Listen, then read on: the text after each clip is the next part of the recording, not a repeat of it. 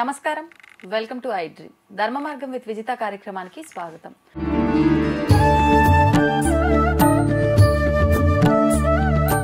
ప్రస్తుతం మనతో పాటు ఉన్నారు ప్రముఖ జ్యోతిష్య వాస్తు పండితులు బ్రహ్మశ్రీ అన్నవరపు తిరుపతి మూర్తి అవధాని గారు. ఇప్పుడు గురుగారితో మాట్లాడదాం. నమస్కారం గురుగారు. ఓం శ్రీ మహాగణాధిపతయే నమః. గురుగారు, భగవంతుడికి హారతిస్తూ ఉంటాం అంటే మనం ఏం చేసినా కూడా దాని వెనకాల ఏదో ఒక ఆంతర్యం ఉంటుంది. అలా ఉంటేనే మనం ఇవన్నీ కూడా ఆచరిస్తూ ఉంటాం. ఏంటి అసలు హారతి ఇవ్వటానికి వెనకాల ఆంతర్యం ఏంటి? ఇచ్చిన తర్వాత మళ్ళీ మనం కళ్ళకద్దుకుంటూ ఉంటాం. తప్పకుండా ఏంటి దాని గురించి? భగవద్ ఆరాధన చేసేటప్పుడు ప్రతి మనిషి కూడా కొన్ని ప్రత్యేకమైన విధానాలను గమనిస్తే భగవంతుడిలో ఉండేటువంటి మార్పు మనం చూడగలుగుతామమ్మా. భగవంతుడిలో మార్పు అంటే మన ఇంట్లో చిత్రపటమైనా సరే, ఇంట్లో ఒక ఫోటో ఉంటుంది, ఆ ఫోటోకి మనం అర్చన చేస్తాం. అర్చన చేయడానికి ముందు అమ్మవారు కానీ అయ్యవారు కానీ ఆ చిత్రపటాన్ని జాగ్రత్తగా చూడండి. అలానే హారతి ఇచ్చేటప్పుడు చూసినప్పుడు ఒక రకమైనటువంటి వైబ్రేషన్ ఆ ముఖంలో ముఖ కవలికలు కనిపిస్తూ ఉంటాయి. దానికోసమే మనం హారతిస్తాం. ఎందువల్లనంటే భగవంతుడి యొక్క వెలుతురు కొన్ని కోట్ల సూర్యకాంతి. ఖచ్చితంగా భగవంతుడి రూపాన్ని మనం అలా చూసామా, అదే చివరి క్షణం అవుతుంది. మనకు చివరి క్షణంలో భగవద్ దర్శనం కలుగుతుంది. ఒకటి ప్రాణమైనా పోవచ్చు, కళ్ళైనా పోవచ్చు, అంత విద్యుత్ కాంతి, అది మనం చేయలేము. కానీ భగవంతుని మనం దర్శించుకోవాలి అనేటువంటి విషయంలో ఇంట్లో చేసేటువంటి ఆరాధన, దేవాలయంలో ఆరాధన. దేవాలయంలో చూడండి, ఇప్పుడు ఇటువైపు ఏమో కానీ తమిళనాడు వైపు అటువైపు వెళ్తే గర్భాలయాలు ఎక్కడా కూడా ట్యూబ్ లైట్లు కానీ ఏమి ఉండవు, కరెంటు బల్బులు ఉండవు, దీపాలు ఉంటాయి కేవలం. ఆ దీపకలికల మీద స్వామివారిని మనం చూస్తాం. ఆ హారతి ఇచ్చినప్పుడు చూడండి, మొత్తం సువర్ణ తేజోమయ మూర్తి అవుతాడు ఆయన. సువర్ణ కాంతితో మొత్తం కూడా స్వామివారు అవుతూ ఉంటారు. కొంతమందికి కొన్ని రకాలుగా పసుపచ్చగా కూడా కనిపిస్తూ ఉంటుంది. మనం ఏదైతే భగవంతుడి దగ్గర ఏ కోరిక అయితే కోరుకున్నామో ఆ కోరిక మనకు తీరుతుంది అన్నప్పుడు మనం హారతి ఇచ్చినప్పుడు మొత్తం సువర్ణ కాంతితో అది నిండి ఉంటుంది.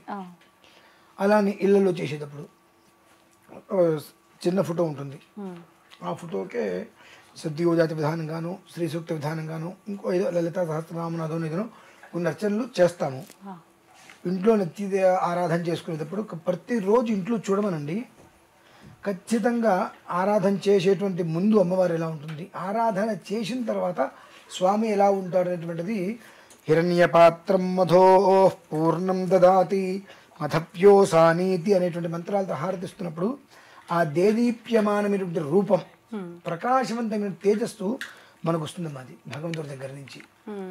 హారతి ఎందుకు ఇవ్వాలంటే ప్రత్యక్షంగా మనం భగవంతుని చూడలేం కాబట్టి ఆ ఒక్క తేజోమూర్తిని అగ్ని రూపంలో ఆరాధన మొత్తం చేసిన తర్వాత, మీరున్నారు కదా, రేపు మీ ఇంట్లో ఒక ప్రయత్నం చేయండి.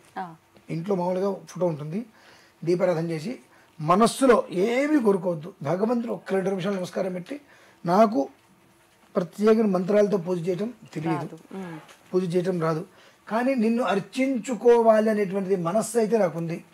నా మనస్సుతో నిన్ను అర్చిస్తున్నా తండ్రి, ఏ రకంగా నువ్వు తీసుకుంటావో తీసుకో, నేను మాత్రం మనస్ఫూర్తిగా నాకున్నటువంటి నాకు తెలిసిన దాంట్లో నమశివాయ శ్రీమాత్రే నమః అనే నామాలతో నేను అర్చిస్తున్నాను. నమస్కారం చేసుకొని దూపం దీపం ఇచ్చేసేసి ఆ హారతి ఇవ్వండి. జాగ్రత్తగా మీరు దృష్టి పెట్టి చూడండి. మీరు పూజ చేయడానికి ముందున్నటువంటి చిత్ర ఫోటో, అమ్మవారి ముఖ, స్వామివారి ముఖ కవలికలు, పూజ అయిన తర్వాత హారతి ఇస్తున్నప్పుడు ముఖ కవలికలు చాలా తేడా ఉంటాయి.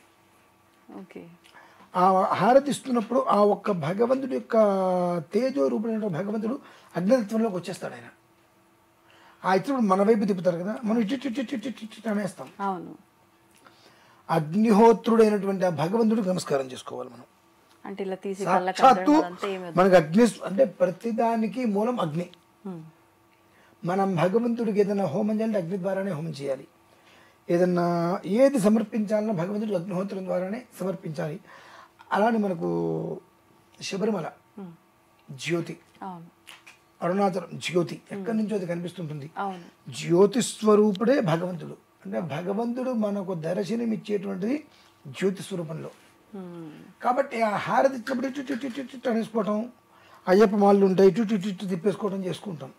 ఇవన్నీ కాదమ్మా. అసలు ఆ హారతి మనం వెలిగించినప్పుడు ఆ హారతిలో మనం ఏ దేవత అర్చన అయితే అనుకున్నామో, ఏ దేవత కోసం మనం ఆరాధన చేసామో ఆ దేవతను అందులో చూసుకొని మనకు ప్రత్యక్షంగా 2 కళ్ళకి భగవంతుడు కనిపిస్తుండే అగ్ని రూపంలో అని చెప్పి వారికి ఇలా చక్కగా తల వంచి నమస్కారం చేసుకుంటే చిటికిన వేలు ఉంటుంది. ఈ చిటికిన వేలు అగ్నిహోత్రాన్ని సూచిస్తుంది. ఇలా అంటే ఫింగర్స్ ఇట్లా స్ట్రైట్ కొంచెం ఇది కిందకు వస్తుంది ఇట్లా ఇలా. ఓకే.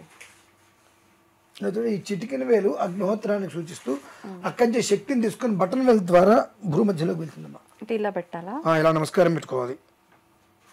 ఓకే. చాలా మంది ఏమంటారంటే మీరు చెప్పారు మేము చేసాం మాకు వైబ్రేషన్ రాలేదండి అంటారు.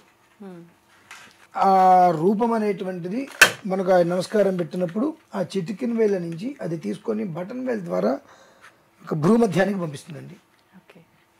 ఆ భూమధ్యము లలాట స్థానం ఈ 2 అక్కడికి పంపించినప్పుడు మీరు ఒక్కసారి గమనించండి. ఏదైనా మంచి ప్రదేశానికి వెళ్ళినప్పుడు హారతి చుట్టి కళ్ళగద్దుకోకుండా ఆ అమ్మవారిని తలుచుకొని ఆ రూపం అగ్నిహోత్రంలో చక్కగా నమస్కారం చేసుకోండి. శరీరంలో రోమాలు ఎక్కపరుచుకుంటాయి. కానీ చాలా మంది దేవస్థానాల దగ్గరికి వెళ్ళినప్పుడు బయట ఒక దీపం పెట్టడము, దీపాన్ని కళ్ళకద్దుకోండి అని చెప్పి అంటూ ఉంటారు. ఇవాళ ఉన్నటువంటి 100కి 99% దేవాలయాలన్నీ కూడా వ్యాపార మార్గాలు అయిపోయినాయి. కాబట్టి నేను దాని గురించి మాట్లాడను కూడా. భగవంతుడు భక్తి అనిపోయింది, భగవంతుడు డబ్బు అనేటువంటి వ్యాపార ధోరణిలోకి వచ్చేసేసి ఏది ఎప్పుడు ఎందుకు ఎలా చేయాలో అనేటువంటిది లేకుండా మేము అధికారులు మేము చెప్పినట్టు మీరు చేయండి అనేటువంటి స్థితికి వస్తే వదిలేసుకుంటూ ఉద్యోగం పోతే కుటుంబం పోషణ ఇలా అని చెప్పి చేసే పరిస్థితులు వచ్చినాయి. నాకు వచ్చిన పరిస్థితి అదేనమ్మా. ఆరాధన చేయించాలంటే చొక్కా వేసుకుంటే నేను చేయించను అనేటువంటి స్థితి నేను అన్నాననే మీరు ఇట్లా చేయడానికి కుదరదన్నారు. నువ్వు నీ ఉద్యోగం అక్కర్లో పో అని చెప్పి గవర్నమెంట్ ఉద్యోగం నేను రాజీనామా చేసేసా.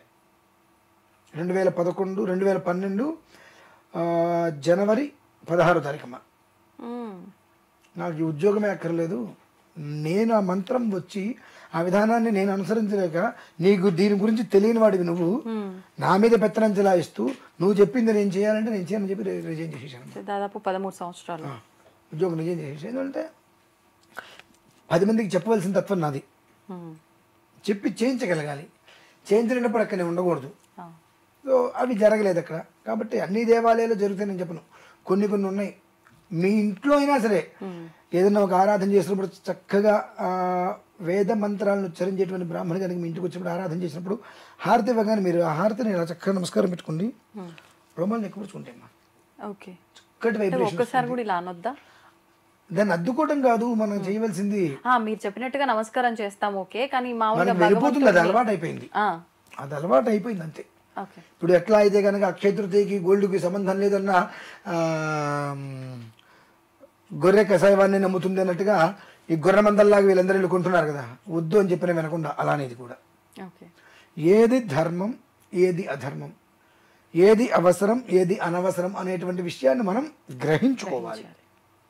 గ్రహించుకోకుండా ఇష్టం వచ్చినట్టు వెళ్తాను ఎట్టి హారతించుకుంటా అంటే మంచిది ఎంతైనా చేసుకో.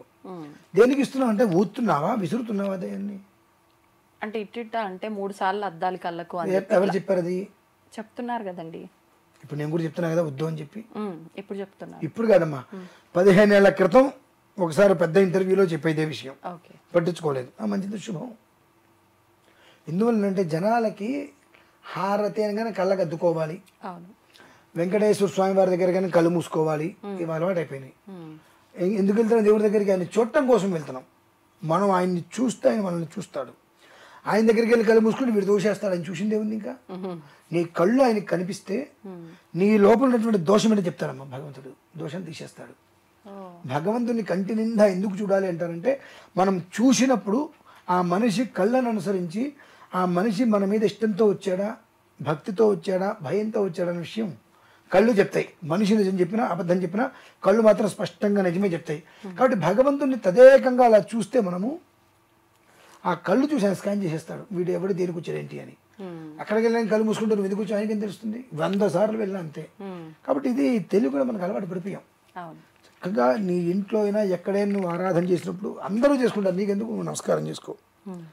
ఆ వైబ్రేషన్ అనేటువంటిది ఇక్కడి నుంచి మొదలుకుంటే మొత్తం శరీరం మొత్తం అందుతుందమ్మా. ఒక ఎనర్జీ పవర్, ఎనర్జీ పవర్ అనేటువంటి జనరేట్ అవుతుంది. అది కదా మనకు కావాల్సింది. అవును అవును. అది కాదని పక్కన పెట్టి చేసి నేను కళ్ళగద్దుకుంటాను, అయ్యప్ప మాళ్ళు ఇలా తిప్పుతాను, ఇవన్నీ కూడా వాడికి పుట్టి వీడికి పుట్టి అర్ధరాత్రి అందరికీ పుట్టింది అన్నట్టుగా తెలియకుండా వచ్చేసాయి. ఎప్పటికైనా ఇటువంటివన్నీ వెళ్ళిపోయి మళ్ళీ పూర్వం నుంచి ఏదైతే జరుగుతుందో అదంతా వస్తే మళ్ళీ కుటుంబాలందరివి మళ్ళీ చల్లగా ఉండాలని నేను కోరుకుంటానమ్మా. ధన్యవాదాలండి.